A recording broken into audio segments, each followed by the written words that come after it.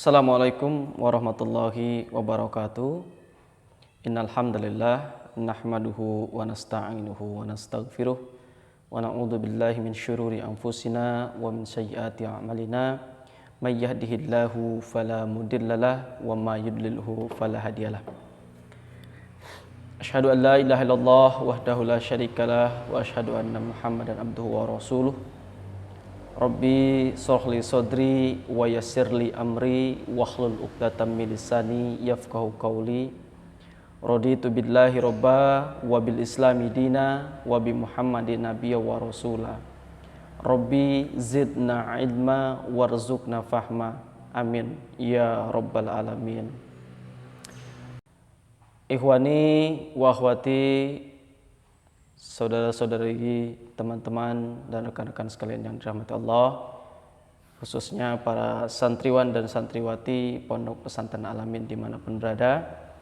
Alhamdulillah, puji syukur kita selalu panjatkan kehadirat Allah Subhanahu wa Ta'ala, yang mana kita hari ini telah disampaikan oleh Allah dalam bulan yang penuh berkah, bulan yang penuh rahmat, Syahrul Quran, Syahrul Tarbiyah, yaitu bulan suci Ramadan 1442 Hijriah. Kemudian salawat dan salam semoga tetap tercurah kepada uswah kita, murabi kita, pemimpin terbaik kita, baginda agung, baginda Rasulullah sallallahu alaihi wasallam. Teman-teman semua, ikhwan dan akhwat, para santriwan dan santriwati khususnya Pondok Pesantren Al-Amin. Alhamdulillah, hari ini mungkin nanti tidak tahu tayang di hari keberapa ini, di hari keberapa puasa. Yang jelas saya kebetulan diberikan amanah untuk menyampaikan mata pelajaran hadis, yang dalam hal ini saya mengambil hadis arba'in yang tentu kalian sudah mengenal betul hadis arba'in, dan itu menjadi program unggulan di pondok pesantren yang perlu kita hafal, perlu kita kaji. Dan nanti insya Allah sepanjang pembelajaran hadis ini kita akan kupas sedikit banyak terkait dengan hadis arba'in An-Nawawi, yaitu 42 hadis. Insyaallah kalau sempat nanti ada per seri 42 bagian gitu ya. Baik, teman-teman semua, kita mulai pembahasan hadis arba'in kita dengan hadis yang pertama, yaitu terkait dengan niat. An Amiril Mu'minina Abi Hafsin Umar bin Khattab radhiyallahu anhu qala sami'tu Rasulullah sallallahu alaihi wasallam yaqul innamal a'malu binniyat wa innamal likulli imri'in ma nawa faman kanat hijratuhu ilallahi wa rasulih fahijratuhu ilallahi wa rasulih wa man kanat hijratuhu lidunya yusibuha aw imra'atin yankihuha fahijratuhu ila ma hajara ilaih. Dari Amirul Mukminin Abi Hafsin Umar bin Khattab radhiyallahu anhu, dia berkata, saya mendengar Rasulullah Shallallahu Alaihi Wasallam bersabda, sesungguhnya setiap perbuatan tergantung niatnya, dan sesungguhnya setiap orang akan dibalas berdasarkan apa yang dia niatkan. Siapa yang hijrahnya karena ingin mendapatkan keridhaan Allah dan Rasulnya, maka hijrahnya kepada keridhaan Allah dan Rasulnya. Dan siapa yang hijrahnya karena menginginkan kehidupan yang layak di dunia atau karena wanita yang ingin ia nikahi, maka hijrahnya akan bernilai seperti apa yang dia niatkan. Riwayat dari dua imam hadis, Abu Abdullah Muhammad bin Ismail bin Ibrahim bin Al-Mughirah bin Barnizbah bin Bukhari bin Al-Husain bin Abu Al-Husain, Muslim bin Al-Hajjaj bin Muslim bin Al-Kusairi An-Naisaburi, dalam dua kitab sahih yang merupakan kitab yang paling sahih yang pernah dikarang. Anak-anak semua, dalam hadis satu ini ada keterangan-keterangan yang perlu kita ketahui yang terkait dengan hadis ini. Yang pertama yaitu ada kata niat di dalam hadis itu. Nah, niat di sini adalah keinginan atau kehendak hati. Ya, jadi niat itu adalah keinginan atau kehendak hati. Nah, kemudian selanjutnya adalah ada kata makna hijrah. Nah, hijrah di sini artinya secara bahasa meninggalkan. Kemudian menurut syariat itu artinya meninggalkan negeri kafir menuju negeri Islam dengan maksud bisa melakukan ajaran agamanya dengan tenang.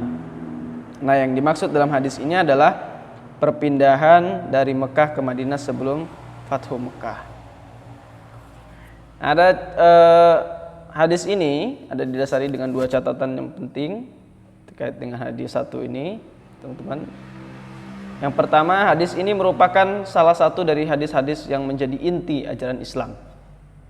Ya, Imam Ahmad dan Imam Asy-Syafi'i berkata bahwa dalam hadis tentang niat ini mencakup sepertiga ilmu. Sebabnya adalah bahwa perbuatan hamba terdiri dari perbuatan hati, lisan, dan anggota badan. Nah, sedangkan niat itu merupakan salah satu bagian dari ketiga unsur tersebut. Kemudian diriwayatkan dari Imam Syafi'i bahwa ia berkata hadis ini mencakup 70 bab dalam fikih. Ya, sejumlah ulama bahkan ada yang berkata bahwa hadis ini merupakan sepertiga dari Islam. Nah, ini menarik terkait dengan hadis satu ini ya.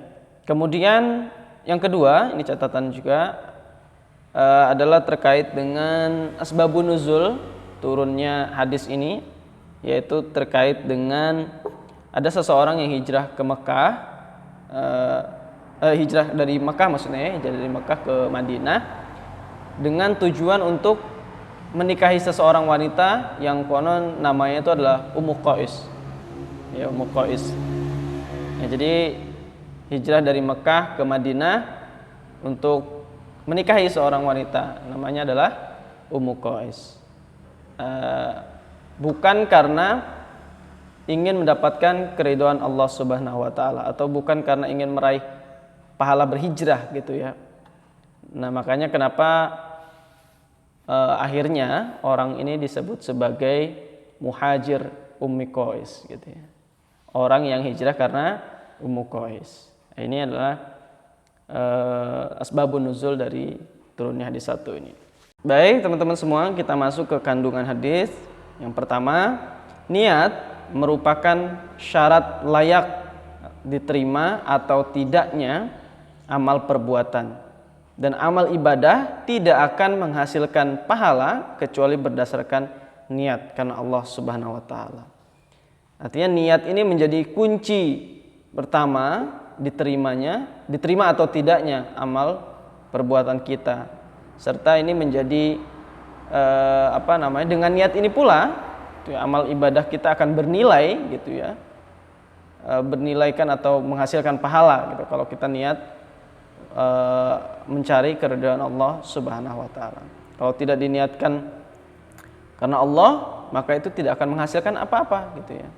Dan bisa jadi tidak akan diterima gitu ya kalau niatnya berbeda gitu. Kemudian yang kedua, nah waktu pelaksanaan niat dilakukan pada awal ibadah dan tempatnya di hati. Jadi sebelum kita melakukan ibadah, sebelum kita melakukan melakukan amal gitu ya, maka didahului dengan niat. Niat kita untuk apa? Gitu ya. Jangan sampai salah niat karena ini menjadi kunci pertama gitu untuk seperti yang disampaikan di awal tadi bahwa kunci layak diterima atau tidaknya amal perbuatan kita.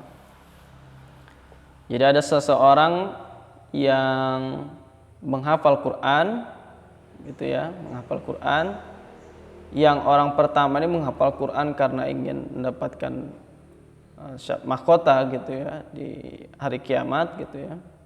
Ada satu lagi yang juga sama-sama menghafal gitu ya, namun niatnya berbeda, yaitu ingin mendapatkan julukan atau gelar hafiz gitu ya. Nah, tentu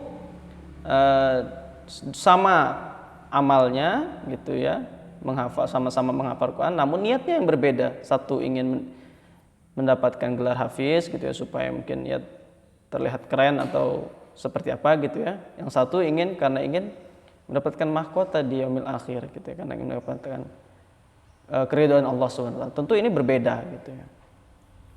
Nah, kemudian yang ketiga, seseorang mukmin akan diberi ganjaran pahala berdasarkan kadar niatnya. Ya, seberapa besar niat kita untuk melakukan amal tersebut, maka sebesar itu pula pahala yang akan kita dapatkan. Kemudian yang keempat, semua perbuatan yang bermanfaat dan mubah atau boleh jika diiringi niat karena mencari keridhaan Allah, maka dia akan bernilai ibadah. Jadi segala sesuatu ya yang sifatnya mubah, sifatnya boleh dilakukan, hal-hal yang bermanfaat, kalau kita niatkan untuk ibadah, kalau kita niatkan untuk mencari keridhaan Allah Subhanahu wa taala, maka hal itu menjadi ibadah gitu ya. Apa coba? Yang sifat ringan-ringan, membantu orang tua gitu ya, terus mengepel rumah, menyapu rumah. Itu kalau antum niatkan untuk mencari keridhaan Allah, membantu orang tua, itu bisa menjadi bernilai ibadah. Dan kalau ibadah itu mendapat pahala gitu ya. Tentu kalau kita lakukan di bulan Ramadan yang kita sudah tahu bahwa pahalanya akan dilipat gandakan oleh Allah Subhanahu wa taala. Dan urusan pahala lipat gandaan ini di bulan Ramadan ini itu diserahkan kepada Allah Subhanahu wa taala. Allah yang menentukan berapa kadar lipat gandaan pahala kita. Gitu ya. Kemudian yang selanjutnya, hadis ini menunjukkan bahwa niat merupakan bagian dari iman karena dia merupakan pekerjaan hati, dan iman menurut pemahaman ahli sunnah wal jamaah adalah membenarkan dalam hati, diucapkan dengan lisan, dan diamalkan dengan perbuatan. Nah itu anak-anak semua, teman-teman semua, terkait dengan pembahasan hadis 1 terkait dengan niat. Nah, mudah-mudahan di bulan suci Ramadan ini kita juga harus selalu meluruskan niat kita, jangan sampai salah niat untuk setiap melakukan ibadah pagi ini di bulan suci Ramadan gitu ya, yang pahalanya akan dilipat gandakan oleh Allah Subhanahu wa taala. Dan tentu kita tidak ingin melepaskan bulan suci Ramadan ini dengan kesia-siaan gitu ya. Untuk itu mari kita tingkatkan amal ibadah kita, kita perbanyak tilawah kita kemudian perbanyak mengkaji Al-Quran gitu ya. Kita perbanyak zikir, perbanyak istighfar kepada Allah, perbanyak sholat duha, sholat tahajud. Karena sekali lagi jangan sampai kita keluar dari bulan suci Ramadan ini dengan kesia-siaan, teman-teman tidak dapat apa-apa gitu ya, hanya haus dan lapar saja. Terima kasih, mohon maaf sekali lagi atas apa yang telah sampaikan.